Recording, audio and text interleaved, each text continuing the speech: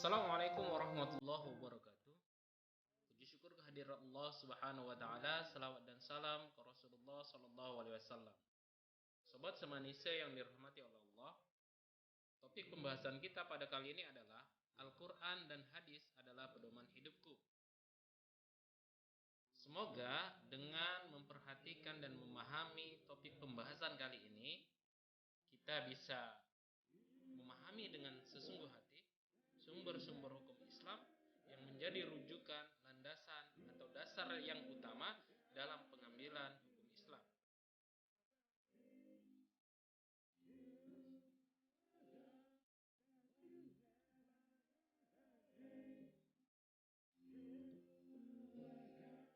Fungsi Al-Quran dan hadis merupakan pedoman dan landasan bagi kaum muslimin dalam rangka menjalankan sendi kehidupan. Karena di dalam Al-Quran dan Al-Hadis tersebut terdapat berbagai macam aturan, baik yang berhubungan dengan aturan dunia dan aturan di akhirat.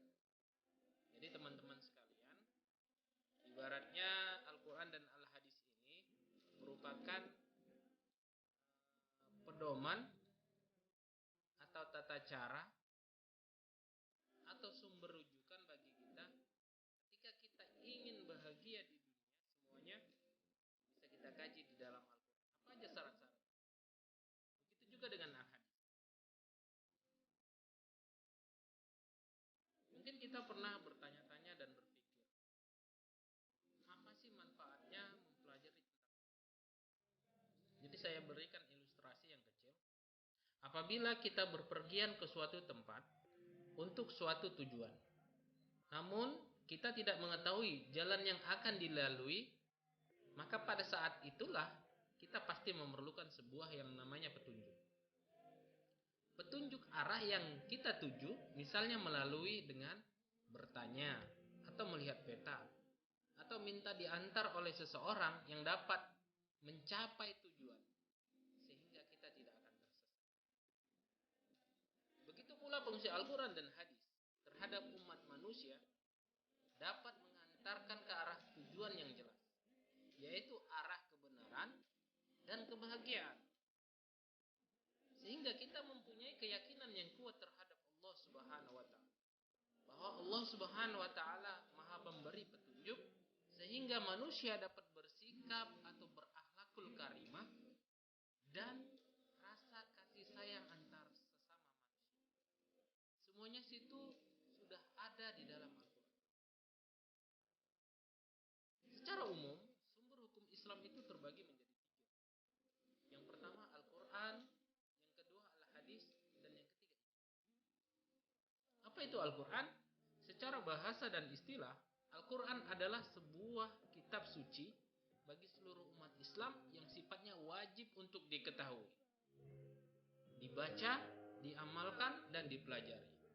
Selain itu, Al-Quran juga merupakan sebuah sumber pedoman hidup dan sumber hukum utama dalam ajaran agama Islam. Yang kedua Al-Hadis. Hadis adalah kata, tindakan, ketetapan, dan persetujuan dari Nabi Muhammad SAW yang kita gunakan sebagai dasar hukum Islam. Hadis digunakan sebagai sumber hukum Islam di samping Al-Quran. Hadis posisi dalam hal ini adalah sumber hukum kedua setelah Al-Quran. Yang ketiga ijtihad.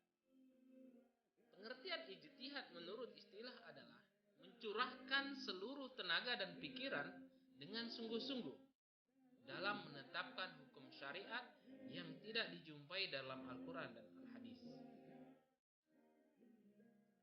Sebagai sumber hukum Islam, Al-Quran merupakan sumber utama dan pertama, sehingga semua persoalan harus merujuk dan berpedoman kepadanya. Ya ayyuhallazina amanu atii'ullah wa atii'ur rasul wa ulil amri minkum. Fa in tanaza'tum fi shay'in furudduhu ila Allahi war rasuli in kuntum tu'minuna billah wal yaumil akhir dzalika khairu wa ahsanu ta'wila. Wahai orang-orang yang beriman, taatilah Allah dan taatilah Rasulnya dan ulil amri di antara kamu. Kemudian jika kamu berbeda pendapat tentang sesuatu,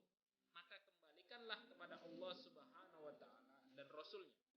Jika kamu beriman kepada Allah dan hari kemudian, yang demikian itu lebih utama bagimu dan lebih baik akibatnya. Quran Surah An-Nisa ayat 59. Pokok-pokok ajaran yang ada di dalam Al-Quran. Yang pertama, akidah atau keimanan. Yaitu keyakinan bahwa Allah adalah maha segala-galanya. Baik sifat atau zatnya. Keimanan memiliki 6 cakupan, yaitu iman kepada Allah, iman kepada malaikat, iman kepada kitab, iman kepada Rasul, iman kepada hari akhir, dan yang terakhir adalah iman kepada qada dan qadar. Yang kedua, ibadah, yaitu sebagai penghambaan diri terhadap Allah Subhanahu wa taala dengan cara melaksanakan segala yang diperintahkannya dan menjauhi segala larangannya, baik berupa perkataan maupun perbuatan. Yang ketiga, akhlak, yaitu budi pekerti yang baik yang menciptakan hubungan baik, baik antar pribadi atau dengan pribadi dan antar masyarakat dengan sesama. Yang keempat, hukum, yaitu ketentuan-ketentuan yang mengatur hubungan manusia dengan Allah Subhanahu wa taala. Hubungan manusia dengan sesama manusia atau hubungan manusia dengan alam. Pengertian dan fungsi hadis. Menurut bahasa, hadis memiliki beberapa arti, yaitu baru, dekat, warta atau berita. Adapun pengertian hadis menurut istilah ialah segala sesuatu yang disandarkan kepada Nabi, baik berupa perkataan, perbuatan, dan ketetapan atau takrir. Contohnya, dari Umar bin Khattab, Rasulullah SAW bersabda, bahwasanya setiap perbuatan tergantung pada niat. Innamal a'malu binniyat. Hadis riwayat Bukhari dan Muslim. Fungsi hadis sebagai penjelas dari Al-Quran yang bersifat umum. Contohnya tentang tata cara sholat, tata cara puasa, tata cara haji, dan lain sebagainya. Jadi kalau di Al-Quran itu kita diperintahkan untuk sholat, tapi tidak dijelaskan secara mendetail bagaimana cara sholat.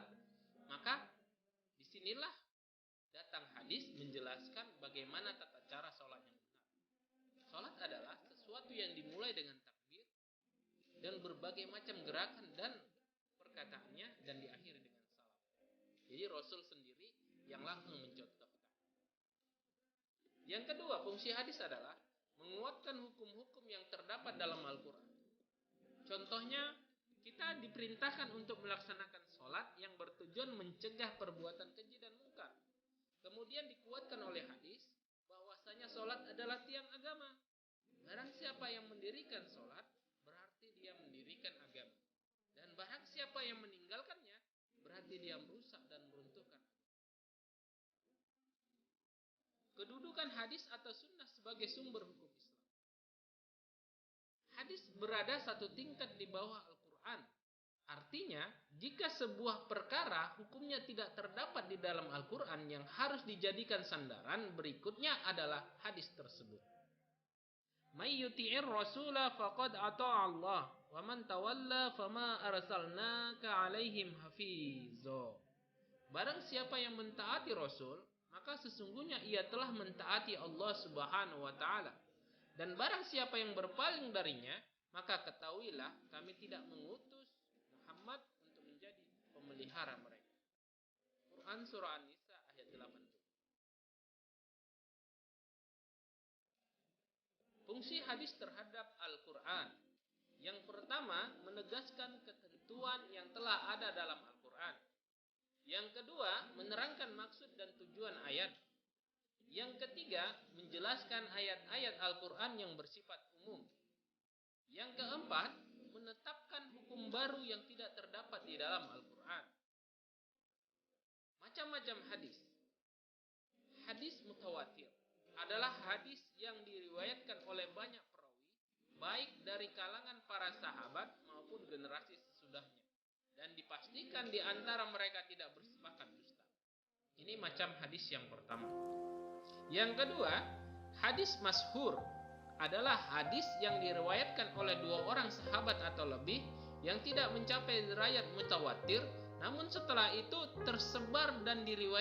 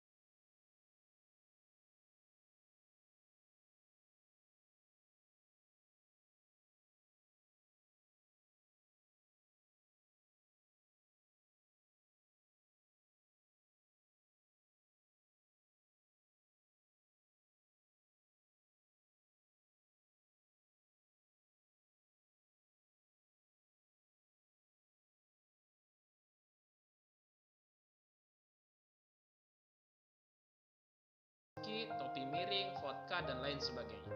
Jadi diambil persamaan hukum. Kalau dalam hadis dan dalam Al-Quran, khamar itu adalah minuman keras.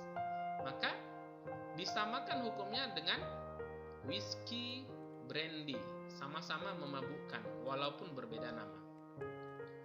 Yang ketiga, maslahah mursalah, artinya penetapan hukum yang menitik beratkan pada kemanfaatan suatu perbuatan dan tujuan yang hakiki atau tujuan universal terhadap syariat Islam.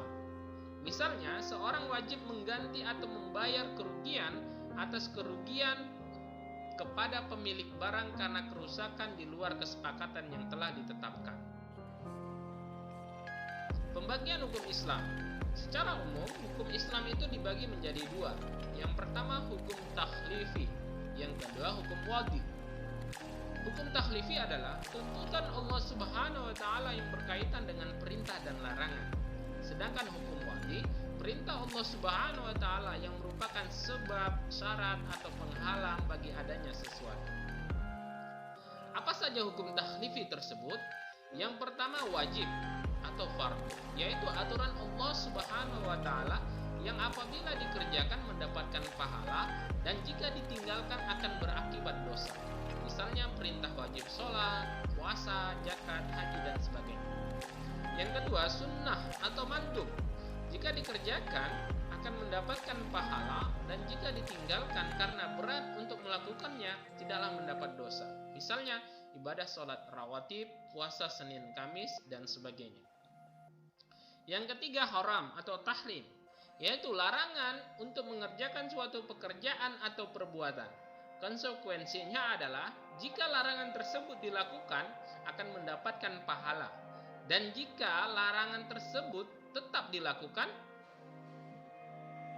maka akan mendapatkan dosa dan hukuman. Misalnya, larangan meminum minuman keras, narkoba, khamar, berzina, berjudi dan lain sebagainya. Jadi haram ini apabila dilakukan dia mendapat dosa, apabila kita meninggalkannya maka kita akan mendapatkan pahala. Yang keempat makruh atau karaha adalah sesuatu yang dibenci atau tidak disukai. Konsekuensi hukum ini adalah jika dikerjakan tidaklah berdosa, akan tetapi jika ditinggalkan akan mendapatkan pahala. Misalnya, mengkonsumsi makanan yang beraroma tidak sedap karena zatnya atau sifatnya, karena mengganggu. Yang kelima adalah mubah atau al-ibahah, yaitu sesuatu yang boleh dikerjakan dan boleh untuk ditinggalkan. Tidaklah berdosa dan berpahala jika dikerjakan ataupun ditinggalkan. Misalnya makan, minum, tidur di kasur dan sebagainya. Yang kedua, hukum wadi. Sebab menurut bahasa adalah sesuatu yang dapat menyampaikan kepada sesuatu yang lain. Berarti jalan yang dapat menyampaikan kepada suatu tujuan menurut istilah adalah suatu sifat yang dijadikan syar'i sebagai tanda adanya hukum. Syarat yaitu sesuatu yang berada di luar hukum syarak, tetapi keberadaan hukum syarak bergantung kepadanya. Apabila syarat tidak ada, hukum pun tidak ada. Tetapi adanya syarat tidak mengharuskan adanya hukum syarak. Yang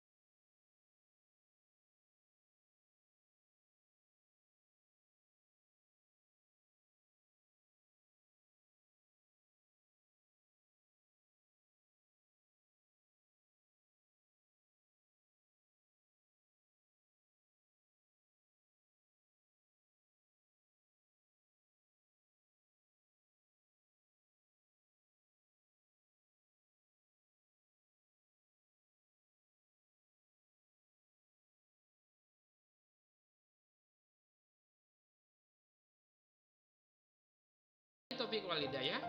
Waridha wal inayah. Assalamualaikum warahmatullahi wabarakatuh.